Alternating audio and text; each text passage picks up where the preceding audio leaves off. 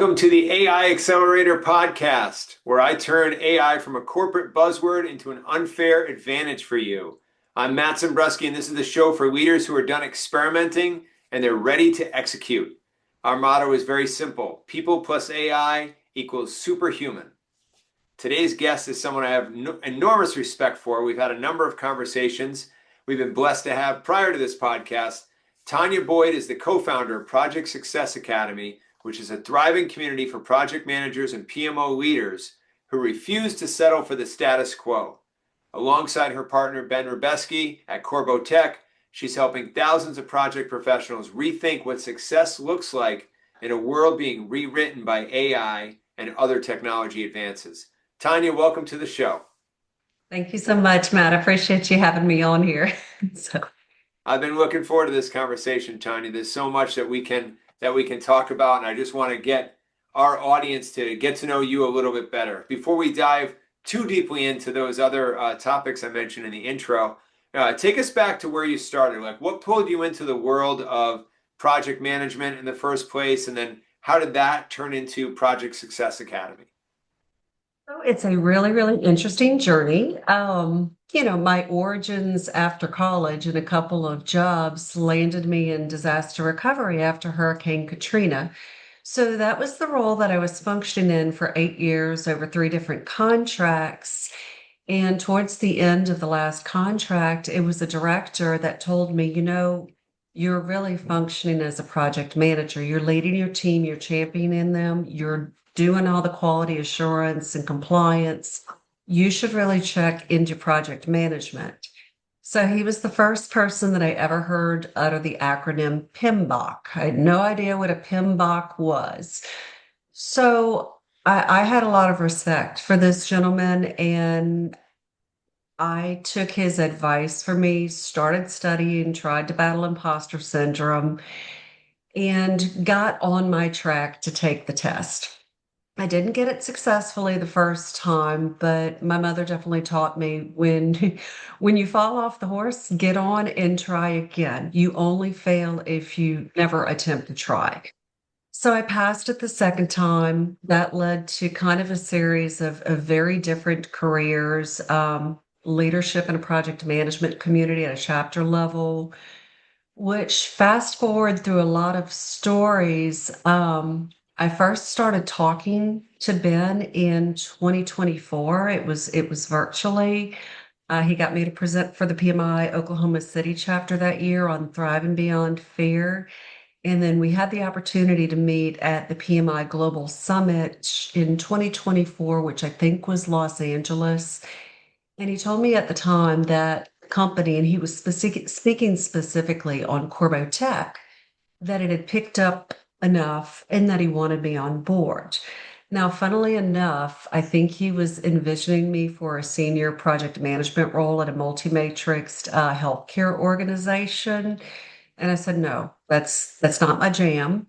Fun other little side story. I had met Amanda on our team previously through working on a project called Pure Management Alliance. So that was a product that 20 plus product managers collaborated on to do a video series. So having been part of that gave me the confidence to tell Ben, no, I don't want to be a senior PM traveling all the time. I'm much more of a creative, and I'm leaning into this space since I'm doing a lot of speaking. And so that was when we started talking about Project Success Academy. So the new vision was, okay, we're an authorized training partner with PMI. We're doing PMI certifications. We're wanting to do a big ecosystem of training that's well beyond just certifications. And so that was where the journey started. That's So, beautiful. That's beautiful. Yeah, and I've had the pleasure of meeting Ben and Amanda too, so I know you have great colleagues, great partners that you're working with, and there's yes. just so much that you bring to being a project management professional myself for most of my career. I can relate to a lot of that, and the imposter syndrome is out there for everybody. I mean, I think everybody. I mean, I saw a background. It was a trailer for the new Michael Jackson movie, and Michael Jackson felt he had imposter syndrome before he went on stage, and he was I talking want to himself see into that it, so right? bad. I've been seeing it in my feed and now I'm like obsessed. I haven't wanted to go to a theater in a really long time, but now I feel like I have to see this so I can relive the Thriller dance through his Right. nephew because I've been seeing it way too much. And yeah, that was my morning jam getting ready this morning. No joke. But I So, think, but no, it's fan. I did the same thing here. I was introducing all the people in my household who were younger than me to a lot of that music as well. And if you think about it, if someone that talented, top of their game, also has these psychological hindrances or whatever, just little barriers up, like thinking that they're not good enough, thinking that it's imposter syndrome. right. How can I possibly be the best performer in the world or best entertainer in the world, right? And he's getting himself pumped up, and everybody does it. So it's true for everybody, no matter how confident they are. And I think, um, uh, anyway, we won't deep dive into that particular topic, but I'm glad that you shared that because it's the reality for a lot of people's journeys, and I think it's And it overcome definitely just by segues into AI. I mean, yeah, absolutely. Yeah. right. Just So let's talk a little bit more about that project management community. So when you look at like what AI is doing to project work, meetings, and everything like that. I mean, you talk with project management professionals every day, and you've been involved in this community for a while now. What do you think is the single biggest tension or stress factor that's on the minds of these project management professionals right now? I think it's a lot of different things, and I think a lot of them are at very, very, very different stages of their learning journey with AI. So that's causing some confusion as well. I was at a conference in Lafayette last week for 3.5 days, and it was Innovate South. It was all about AI. It's got all these entrepreneurs, these startups. But I'm talking to friends that are revenue officers and in these high positions, and they're like, I am behind. I said, look, we all feel like we're behind.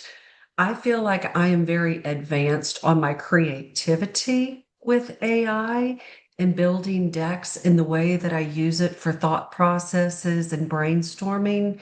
But I've never built an AI bot. I've never hooked up everything completely in the best possible way through Claude Co-work and SharePoint and mastered that whole skill. So I think we're all struggling then that AI imposter syndrome. And then, of course, I'm always surprised to realize there's so many people that are not using it, or maybe they are and they just haven't processed that. Yes, when your Microsoft team sends the transcription notes, that is AI. When Google suggests something to you, that is AI. When you say something out loud and your Facebook feed has it, guess what that is? That's AI. But I think it's with any big change like the internet, the industrial revolution, people are just scared of it because we don't have all of the in and outs to use it. But I'm here to tell people that's totally normal. You're never going to ever, ever, ever have it figured out. Just like project management, you will never have the best plan. You can have the best plan. There's something lurking that's going to blow that plan up. And then you're just going to have to really figure out how to think on your feet in the moment. So that's project management, it's AI, it's everything, and it's building our resilience and adaptability to figure out, okay, cool. My little chess piece just got knocked over. What am I going to do now? I can't stay stuck, you know. So that's just my philosophy on the whole thing is just keep moving forward incrementally. Yeah, So very important. And that type of that's what I'm hoping our audience is getting from this podcast as well. We have an audience of leaders from C-suite executives at companies to project management professionals, agile scrum masters and coaches and all sorts of a lot of change management professionals. And I think to say it a slightly different way from what I heard you say is that everybody's in change management now because the pace of change is so high. So if we have some right, experience as we do being change management professionals, it's really part of our responsibility now to go out and help the rest of the world, especially knowledge workers out there across the country, across the world, help them adapt to these changes, right? Just as you're saying, right. no one's going to be on top of everything for project management and on top of everything for AI. It's just there's too much going. Even if you're fully immersed in it, you're still not you're We still can't not keep ahead of up the with wave. it. You can't keep up with everything. Um, No, but you no. got to we all collectively want to start bringing everybody forward. Just like you said, keep moving forward incrementally. Meet people where they're Right. at and move them forward. Um, so that's good. Let's talk about, I guess, a practical example that you have that we've talked about before. Like a lot of project managers out there are worried, whether they're vocal or not about this, that AI might replace them, right? Oh my goodness, AI is super smart. It's smarter than people now. And is it going Mhm. to take my job? You and I have talked before. We know that, being pessimistic or worried is not going to help solve it. But to, as you said, keep moving forward incrementally. What would you tell a project manager that came to you who was scared about losing his or her job?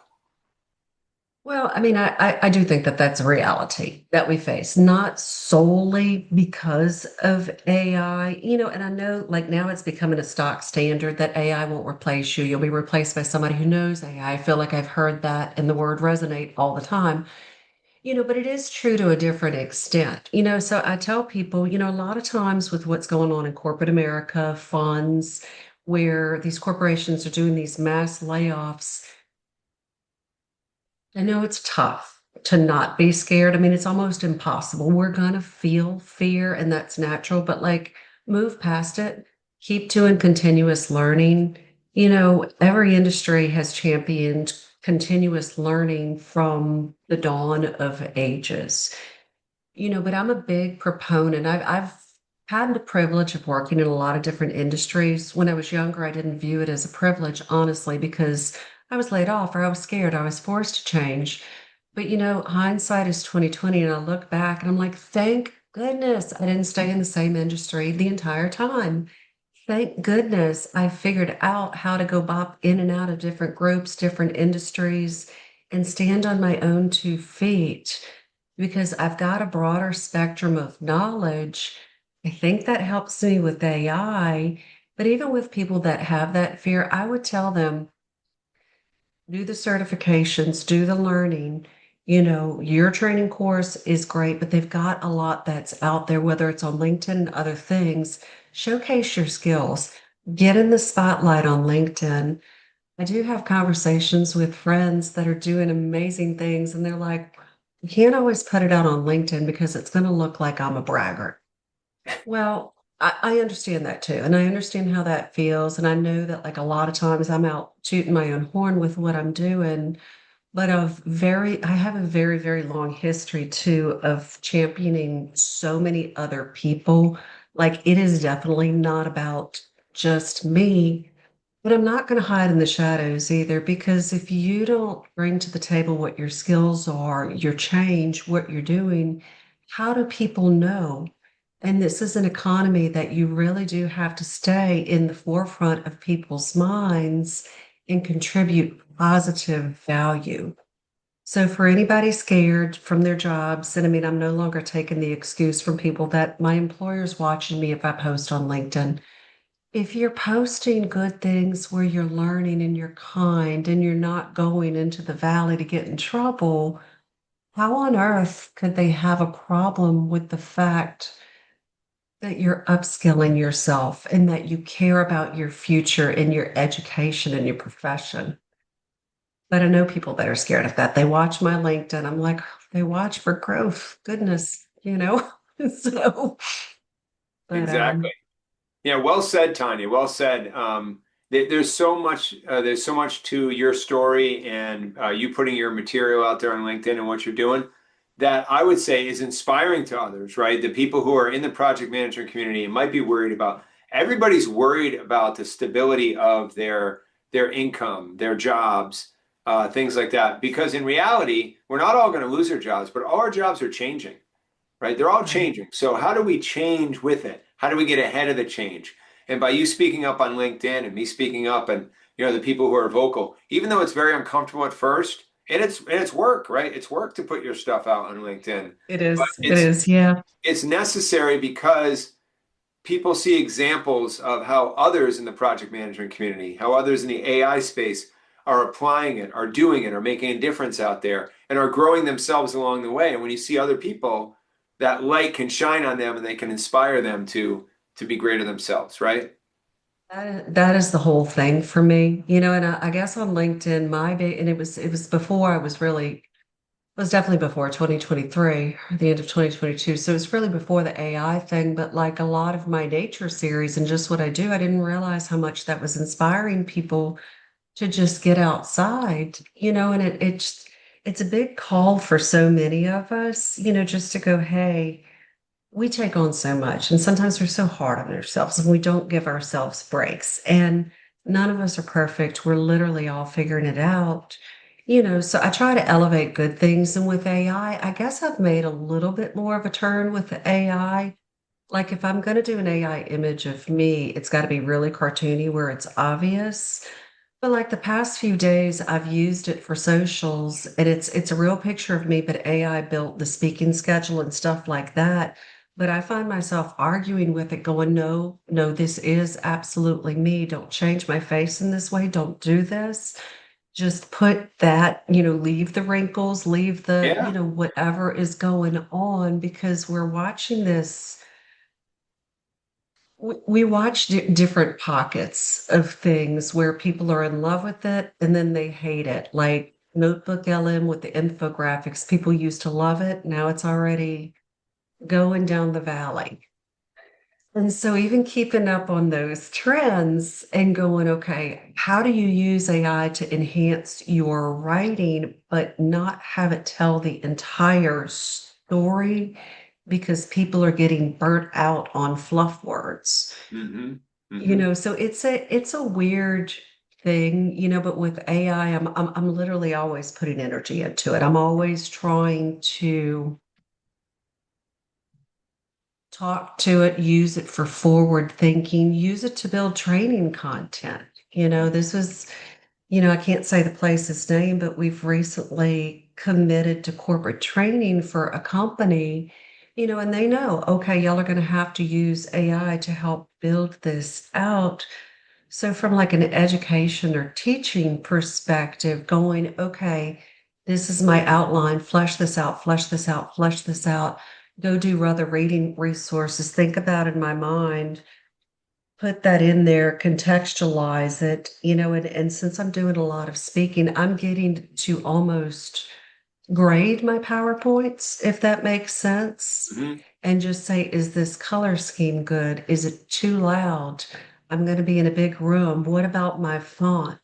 So it's almost putting on the English and journalism and communication majors hat and going, I need a critic on this. I need a critic, and I don't always have the bandwidth to go run around town or get my friends to do it or gather them in a real spot where they're going to listen. So actually, Notebook LM, honestly, putting it in audio and telling it debate mode and critique and listening to what it tells me about myself. And then I'm like, oh, okay. And I have to realize maybe I'm even taking that better than a friend, that might say something and I might be like, why would you say that to me? You know? So it's an interesting feature. There's a lot of really very cool uses for it. Yeah, So and everything. Oh, we got an echo. There we go. Okay. I don't know what happened. That was weird. Everything you just shared is all about your personal and professional growth journey. And that's what, to say it again a little differently is you're leveraging AI to help make you better, to help make you stronger professionally, personally, and being authentic with it. Like you said, hey, don't change my image, just show me as I am. But then put my yeah, schedule next to me because you're great at putting words on the page and things like that. Make it into a nice marketing graphic. right, But make it real, make it authentic because that's what's important to you. That represents your values. But all of yes, this is you growing. Everything you just shared is yes, you weren't because it's harder to actually work with two or three other humans who are great at that, who might be your best friends. They might be in your town, but then you got to go out and spend hours. AI, you can get that critique very, very quickly and then your right. time human to human can be spent building your relationships and doing those things like that. You don't have to do as much of the molding of your own clay because AI can help with Correct. And I tell people all the time that are scared for their jobs, I tell it, look, put your job description, use it to help revamp your resume. Still write it, but use it to help revamp, use it to give you assessments, ask it about strengths and weaknesses and opportunities for improvement, but also use it to simulate interviews. I've had friends go, I've got an interview for X company. What do you think they're going to ask me? I'm like, well, I have absolutely no idea. I mean, I don't, none of us know what the exact questions will be because they're so random. But I'm like, if you put that description into AI and tell it, ask me situational questions that makes me think in like teamwork, leadership, negotiation, conflict resolution, you can cover your bases and you can see those questions and go, ah, what would I say if this person asks me that? So it gives you an opportunity to role play with yourself before you get into that real scenario. Just the same thing with project managers. It's the whole reason we tell them before you go take that PMP, you need to take about 4 mock tests of 200 questions each, and you need to sit there for 2 hours and not get up and not get down and all that kind of stuff to make sure you're simulating what happens when you're a real environment. Same thing with fire drills. So if people can just kind of wear that hat when they're thinking through it, I think it helps to make a lot more sense to Yeah, I them. completely, I completely So, agree, Tanya. Yeah, yeah. completely agree. So if someone's listening as a project manager or a corporate executive and they want to be in the top 10% of their profession 12 months from now, what are the Uh-huh. top two or three things you'd recommend for them? Networking first and foremost. People understand, they underestimate how important it is. And by networking, and this pivots back to a good conversation I saw on a panel last week, not transactional networking. Because at this point, everybody's so inundated with decisions and bots and pitches that if you connect with somebody and you go in immediately for a sale, it's a turn off to people. That's not a good sales strategy. I've always kind of been naturally wired to check on people like, okay, if I have a friend that got laid off and I know they're going for an interview, it may not be the next day and I may not call, but I'm like, how did it go? How's it going on this? How are these things going? Or I'm kind of Captain Random where I'll just see something that'll remind me of somebody and I'll be like, hey, thought of you. And so 9 times out of 10, I'm not going at things with agendas. Now, sometimes I am. I mean, because my role now is to elevate other people. It's to elevate other partners. It's to do that kind of thing. So there's a lot of times I have warm relationships with people. So when I send them a message and saying, hey, we're having a webinar, we're offering this, no pressure on you, but if your schedule aligns, if it's something that you're interested in, I don't have the door slammed in my face as much. And again, that wasn't a concerted journey that I set out to begin on, but like through the course of everything, I've had to realize, okay, people do trust you because you've been there. You've helped people. You've set this stage and you've tried to do the best that you can do. So now that you're here, perhaps those same people will say, I'm going to choose where she's working or these things because I know that she's going to be straight with us and tell us the truth. So that's my hope anyway with being more in that environment of sales and training. So, Yeah, but so I know I strayed. So you said top two. So networking, genuine networking, genuinely caring, getting outside of your comfort zone. That is huge. Um, every time I have to speak, and I've done over 40 presentations now at this point in the past 2 years, not all in person, some virtual. I get butterflies and I get nervous every single time. And I put myself through the crazy process where I cram, cram, cram, and then I promptly forget what I was going to say and just go up there and say what I was going to say anyway. Um, but that exercise of being uncomfortable, of placing yourself, I've plenty of times in networking groups, I've been the only woman, and I'm just kind of sitting there, but it's like I've done that repetitively to where it's not as awkward for me anymore. And I've just learned how to talk to people and connect and then study. I mean, diversify your field. Don't go after every single AI certification, but like literally take it incrementally and from several different levels. So for project managers, they've got our talent triangle, which is ways of working is technical, business acumen is strategy, and power skills is leadership, like empathy, active listening. Definitely pull all of those into the mix because you do need the balance of people skills. That's the big one. Like in my mind, people skills is figuring that out, how to not take things personally and work with people. And then that balance of technology too. And if you diversify like that, just like an investment portfolio, you might find you're a bit safer or insulated from some of the crazy changes that we see. And then when change hits you, just do your best to roll with it and find your tribe that's there for you and that can help kind of mentor and talk you up. So That's great advice. Thank you so much for sharing those points, Tanya. Very, very good. you're welcome. But as we wrap up, let's put on our future vision hat and think about, Okay. it's with everything moving so fast right now. It seems like even tomorrow is a question mark. But let's look out like 2 to 3 years in the project management professional world, a couple years from now, Right. as far as you can go, Right. a couple years from now. Okay. What does success look like for the leaders who got it right? The leaders who are leaning into all the things you're saying, embracing the change, they're leveling up themselves personally, professionally, right? They're getting back on the horse, they're getting knocked down, they're just going forward, working with AI and new technologies and learning and growing, all the things you're talking about. The people who do Right. that now and get it right over the next couple of years, what does that world look like for them? Like what do you sort of forecast there? Well, I really, and I'm hopeful because I'm hopeful to include myself in this community. AI does save a lot of time, but I think right now we're a little bit in the muck or the quagmire because we're still so new to the learning and there's so many options and we're still settling from all the change dust. And there's a lot of confusion with that.